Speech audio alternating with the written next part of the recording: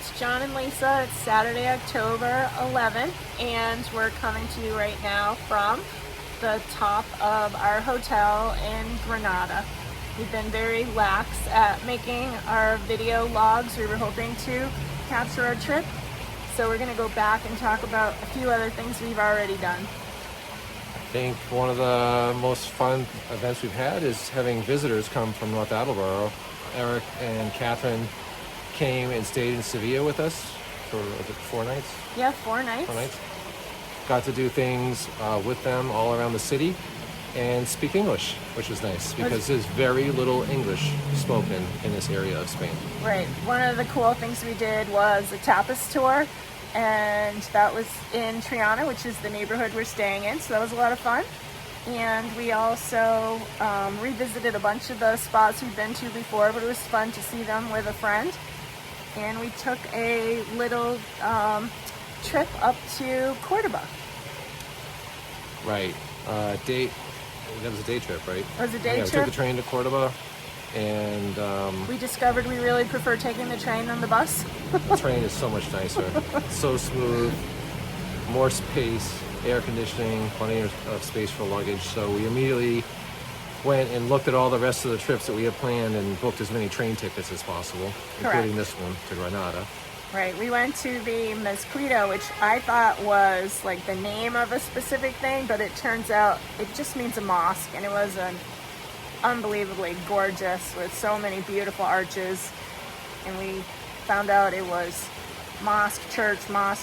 They constantly like destroy one building, rebuild another. A lot of history, very beautiful.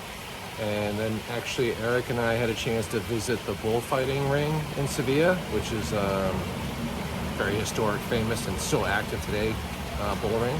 Yeah, vegetarian in me was not interested in going to check that out, so I went shopping with Catherine and went to visit a Spanish art museum that came free with our ticket to go to the Real Alcazar, which was a palace in Seville, which was a lot of fun.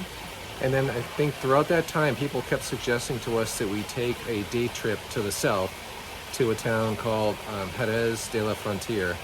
Which it turns out Jerez translates to sherry, and it was the birthplace of sherry. So there were a lot of sherry vineyards, would you call it? Yeah, they called them bodegas, and they were places where they made the sherry and you could get a tour and do tastings. Unfortunately, when we arrived in Jerez, we got into a cab, and we were rushing to get to an equestrian center on the other side of town. And when we got out of the cab, we got out, but our backpack stayed in. Yeah, it was very frustrating.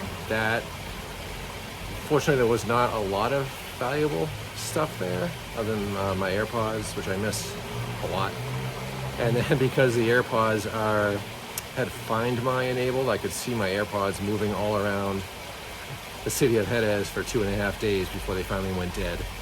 And I don't think we're getting that stuff back. Yeah. But it did give us an opportunity to go and visit a local shop back in Sevilla and picked up some AirPods. Actually, the previous generation of AirPods at a pretty good price. Very good price. And we also discovered that all the cab drivers were like literally giving up fares to try to help us contact people. We were at the bus station, and then as they would finally get a fare, they would like tell our story to the next guy. And I think we had 4 different cab drivers try to help us find these AirPods. But plus the station security team, everyone is so helpful. And really, we struggled to communicate because they don't speak any English, and we speak very little Spanish. Google Translate is your friend. Yeah, they tried really hard to get our bag back, but it was not meant to be. So now we have a brand new backpack and new AirPods. So John finally got some souvenirs on our travels. It's usually just me. Anyways, so I think we're going to call this a wrap, and we'll talk about Granada on another video. Bye. Bye.